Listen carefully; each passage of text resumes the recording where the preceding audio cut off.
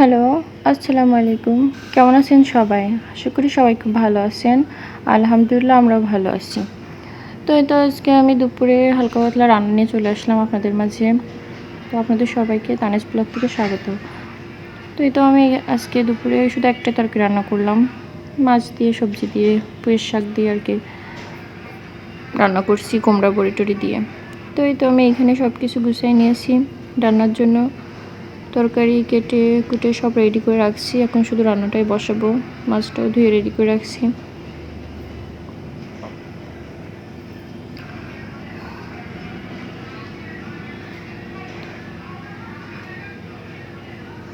তো রান্নাটা চলুন শুরু করা যাক। তো এই তো আমি এদিকে আর কি এই সাইডে মাছগুলো একটু ভেজে নিব আর ওই সাইডে তরকারিটা দিব। দুই সাইডে দুইটা করলে আর রান্নাটা আর কি একটু তাড়াতাড়ি হয়। তো আমি মাছের সঙ্গে কুমড়া বড়িগুলোও একটু ভেজে নেব তেলের মধ্যে।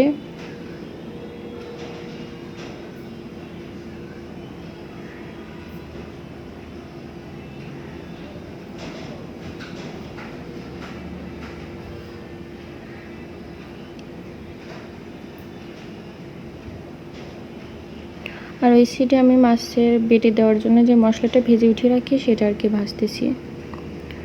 ওইটা ভেজে ওইটার সঙ্গে একটু কাঁচা জিরে দিয়ে একটু ভেজে দিয়ে উঠিয়ে রাখবো। ওইটা আমি বেটে দেবো মাছের মধ্যে।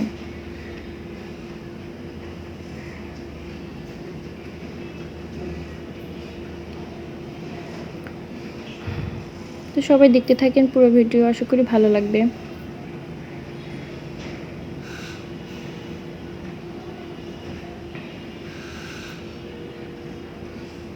তো এই তো আমি এটা ভেজে উঠিয়ে রাখছি মশলাটা।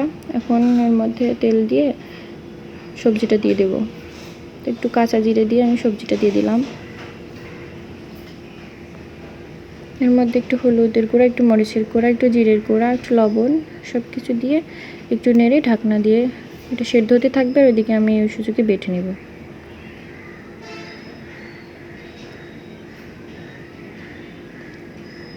তো আমি মশলাটা বেটে নিচ্ছি এখন।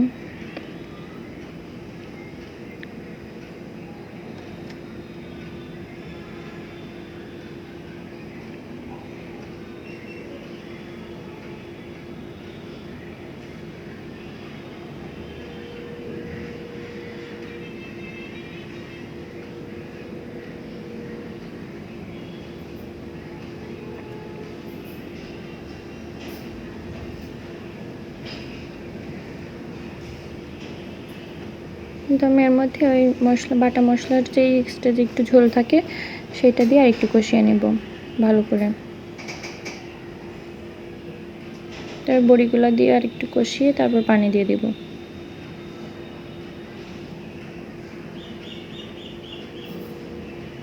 সবজিটা কষানো শেষ, পানি দিয়ে দিলাম। এবার মাছগুলো দিয়ে জাল করব।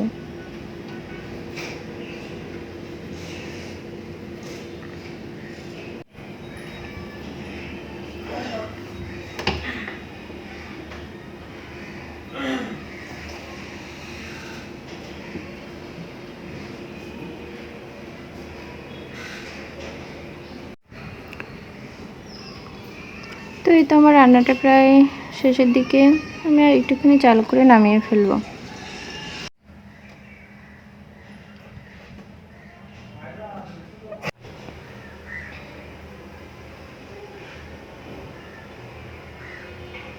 তো এই তো আমার তরকারিটা আমি নামিয়ে ফেলছি আর কি। তো কালারটা একটু কালো কালো দেখাচ্ছে, কারণ এটা হলো পুঁই শাক বেশি দেওয়া, তো এই জন্য।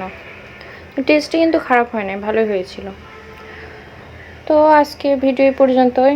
সবাই ভালো থাকবেন, সুস্থ থাকবেন। আবার দেখা হবে নতুন কোনো ভিডিওতে। সে পর্যন্ত সবাই সুস্থ থাকবেন। আল্লাহ হাফেজ।